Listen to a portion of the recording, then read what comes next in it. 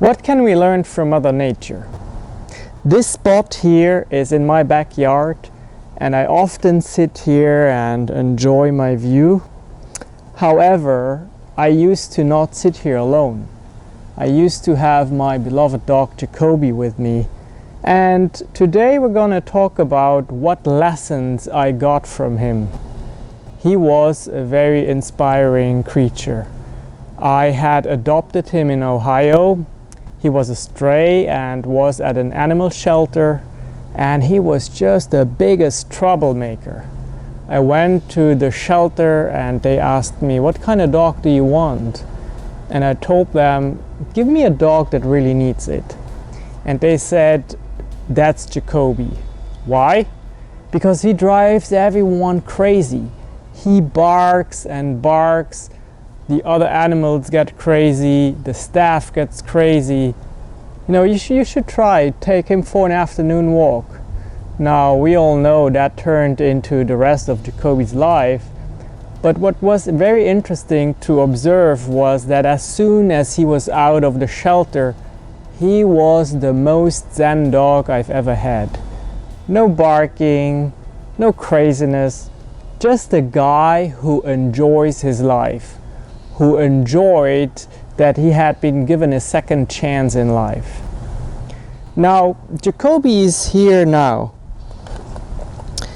This is his paw print that we got done when he passed. And then here, in this nice little box, I have Jacoby's ashes. As I open this, I have, his fur. That was a very nice gesture. They put his fur in a little baggie for me. And then here is the pouch with the ashes.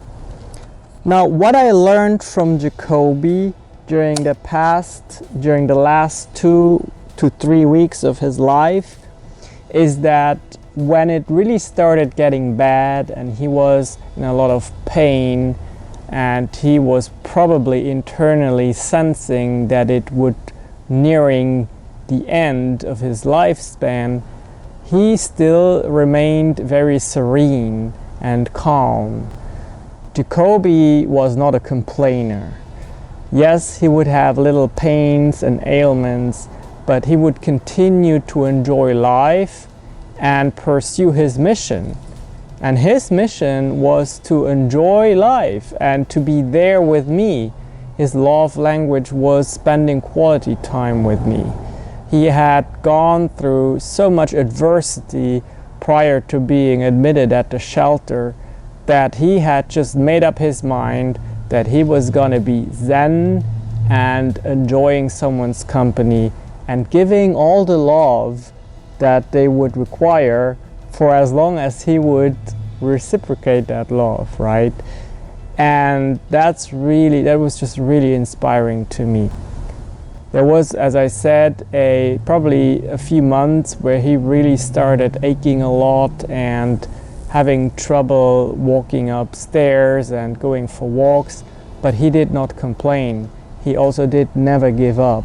As a matter of fact, within the last 2 hours of his life, he still was stubborn. When we went from the vet to the hospital where he was euthanized, we crossed a cat on the way, and even though he was highly sedated with pain medication, he still tried to show the cat who's the boss in the house.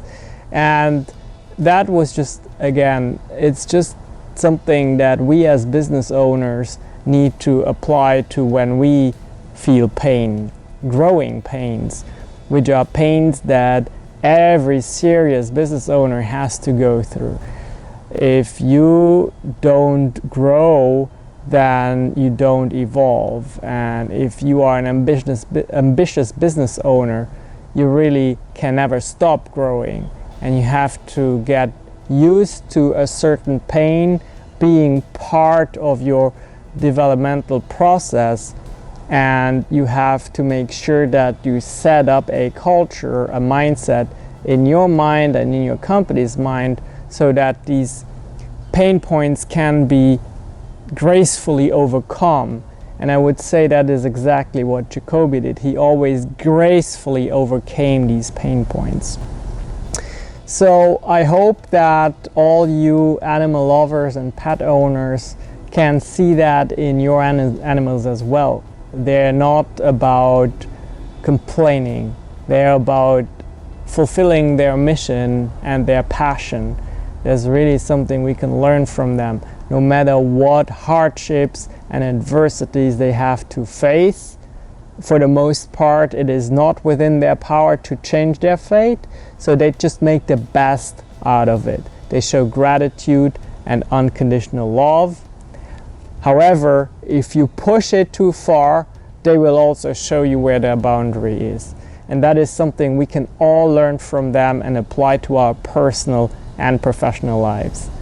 You make it a great weekend, and I'll see you very soon.